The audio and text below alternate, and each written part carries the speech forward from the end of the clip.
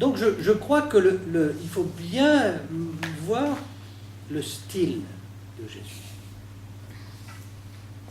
Quel genre il nous a exhorté dans il nous a exhorté à travailler sur la qualité de notre vie dans le premier discours. Et là, il dit, mais la qualité de votre vie, elle est soumise à votre style et à votre capacité de transgresser toutes ces choses qui ne sont pas indispensables et qui font que vous êtes dans l'exclusion, vous pratiquez l'exclusion en permanence parce que ça vous est quasiment comme congénital.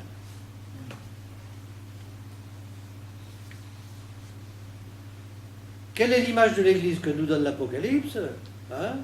Autour du trône de l'agneau, il y a des gens de toutes langues, de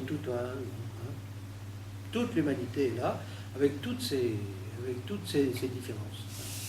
Et heureusement, il y a quand même beaucoup de communautés chrétiennes aujourd'hui où toutes les différences sont là et essaient de coexister. Bon.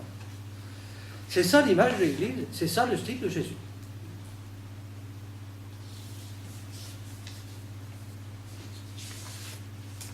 Alors, contradiction, on a déjà parlé de ces contradictions. Il y a des contradictions dans le texte.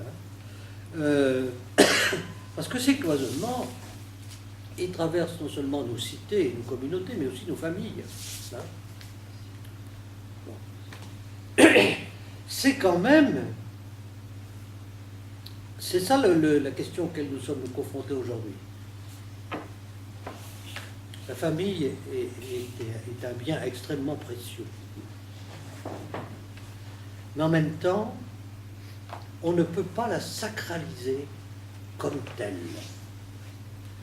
Elle est une matrice pour permettre à ses membres d'acquérir la liberté d'un choix parfois excessif. Dans l'Ancien Testament, il y a beaucoup de généalogie. Et la généalogie, l'Ancien Testament a beaucoup travaillé là-dessus parce que la transmission de la vie, c'est essentiel. Mais dans les deux généalogies du Nouveau Testament, on déroule comme d'habitude jusqu'à la dernière phrase. La dernière phrase, ça bifurque.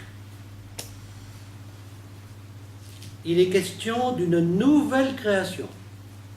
Jésus vient par la volonté et la volonté créatrice de Dieu d'une manière directe. Est-ce que vous voyez un peu? Donc, il y a à la fois, c'est compliqué parce que nous sommes dans une pensée paradoxale. Il faut que nous réfléchissions aujourd'hui sur ces paradoxes. Là, je touche à des questions d'actualité qui sont un peu délicates, mais ça ne doit pas nous empêcher de réfléchir.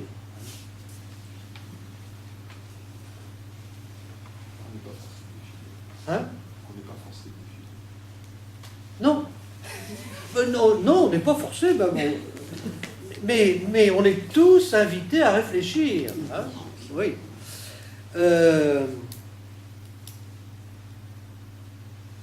Il y a une promotion de la conscience humaine, pas individuelle, personnelle, dans tout ça qui est considérable. Jamais aucune tradition n'a dit ça. Il a pris un tel risque de... Vous savez, c'est François d'Assise, vous savez, qui se déshabille complètement et qui se fourre sous la chape de l'évêque d'Assise après avoir balancé tous ses vêtements à son père. Bon, c'est des gestes prophétiques quand même qui sont... ça fait partie de nos trucs. Non?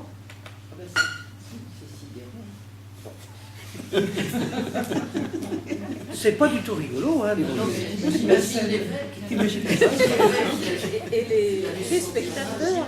Moi, je pensais à ces pauvres parents.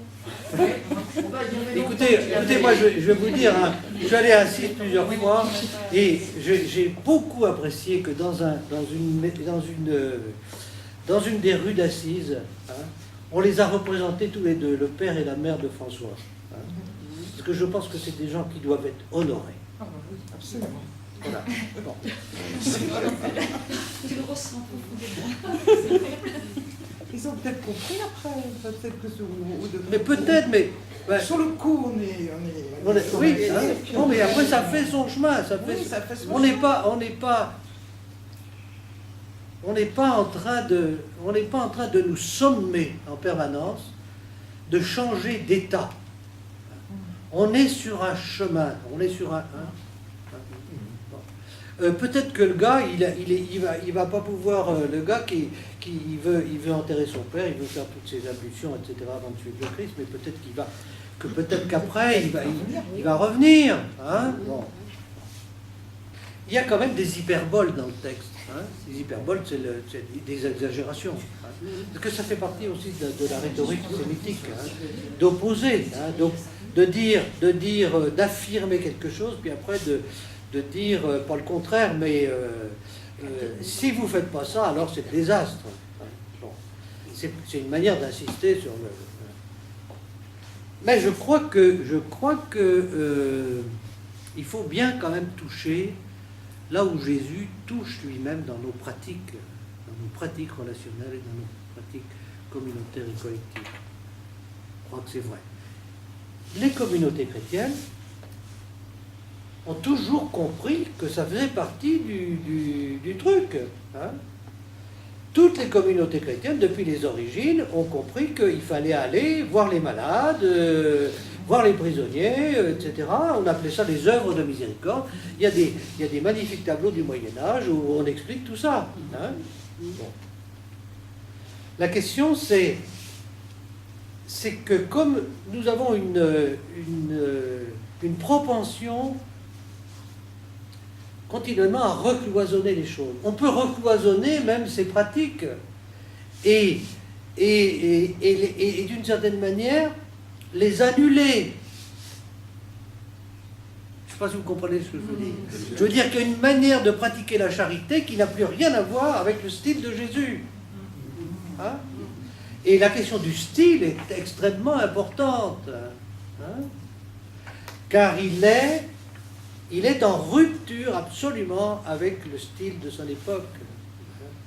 Et c'est pour ça qu'il y a du désordre. Le Dieu de Jésus n'est pas le Dieu de l'ordre. Et nous risquons continuellement, parce que nous aimons quand même un minimum d'ordre, hein, d'organiser, de dire que le Dieu des chrétiens, le Dieu que nous présente Jésus dans tous ces textes, c'est un Dieu aussi du désordre, qui n'a pas peur du désordre. Hein. Et sans doute que pour être dans la création, il faut un peu de désordre. S'il n'y a pas de désordre, on ne peut pas créer. Hein. On ne fait que reproduire, hein, les choses. Vous comprenez un peu ce que je veux dire, hein. Donc heureusement qu'il y a eu du désordre de temps en temps dans l'Église, parce que ça permet de relancer les affaires. Hein. Ils ne canonisent pas le désordre. Hein. Mais ils se confrontent au désordre. Et ils le provoquent à certains moments pour le faire apparaître. Parce que nous avons aussi une propension terrible à camoufler nos désordres. Et donc, il y a un aspect de révélation aussi dans tout ça. Hein. C'est pour ça que c'est insupportable pour les scribes et les pharisiens, parce que tout d'un coup, du désordre qui avait toute l'apparence de l'ordre apparaît. Donc, il y a une espèce de vigilance à laquelle... alors, ce qui est quand même extraordinaire, c'est que quand il envoie ses disciples, hein, il leur dit de faire exactement ce qu'il vient de faire lui-même. Ayant appelé ses 12 disciples, il leur donna autorité sur les esprits impurs, avec pouvoir de les expulser et de guérir n'importe quelle maladie et langueur. Alors, effectivement, il n'est pas question de pardonner les pécheurs.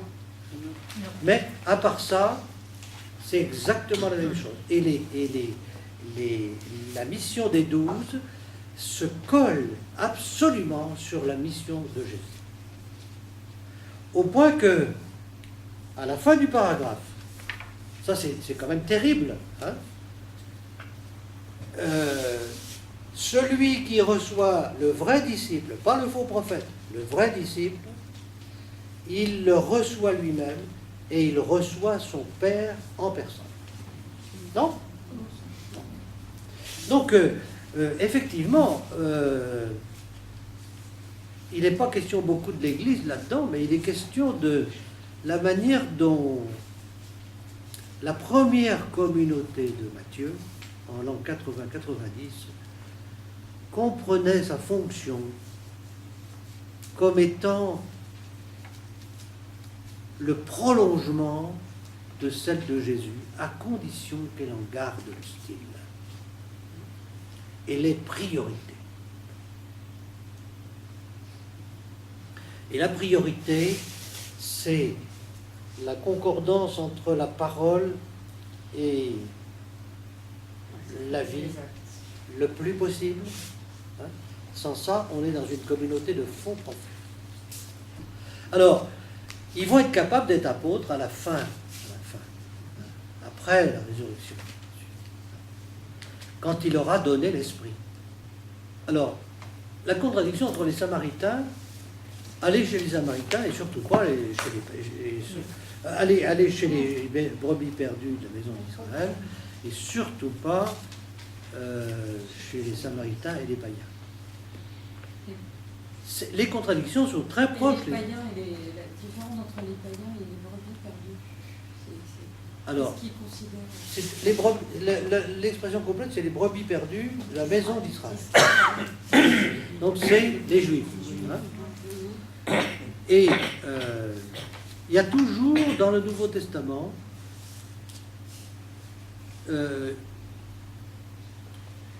Jésus n'est le Messie des nations que parce que d'abord il est le Messie des Juifs.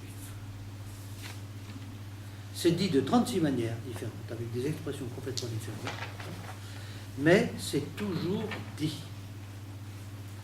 Il y aura un moment pour les païens, hein, mais en ce début de ministère, Jésus s'affirme, lui qui s'est identifié à Jacob Israël, comme le Messie d'Israël.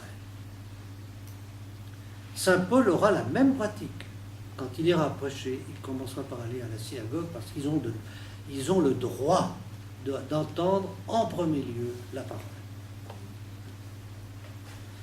Alors, pour que nous ne fassions pas de contresens, dans le même chapitre, il y a cette recommandation et il y a l'éloge du centurion et l'annonce que de partout, hein, des gens viendront, des gens qui ne seront pas fils d'Abraham viendront au banquet.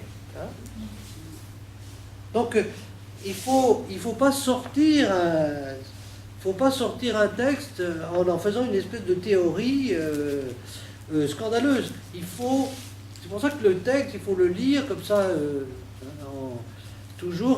ça progresse en vague comme ça. Ça progresse comme ça. Voilà. Si je lis comme ça veut dire que j'oublie tout ce qui est en dessous. Si je lis comme ça veut dire que là, j'avance, mais je n'oublie pas ce qui s'est passé avant. Et je vais faire le pas suivant et je vais retrouver ça. Vous voyez un peu? C'est la manière d'apprendre dans une civilisation orale, ça. On n'a pas des livres à son disposition. On ne se dit pas en permanence, si j'ai oublié, je vais relire mon bouquin. Hein. Donc, les évangiles sont écrits comme ça. Moi, je pense que Saint Marc a été écrit pour être appris par cœur. Hein. Saint Luc peut-être aussi. Non. Les catéchumènes devaient, autrefois, dans le début de l'Église, enfin, ils devaient savoir par cœur l'évangile de Marc. Oui. Mais ma mère, moi, elle a appris des évangiles, morceaux d'évangiles à l'école aussi. Donc, la mission des 12, elle est préparée par un petit discours sur les disciples ici, un petit discours sur les faux prophètes ici. Hein. Et donc, si j'oublie ça, hein, alors il me manque un morceau. Mhm.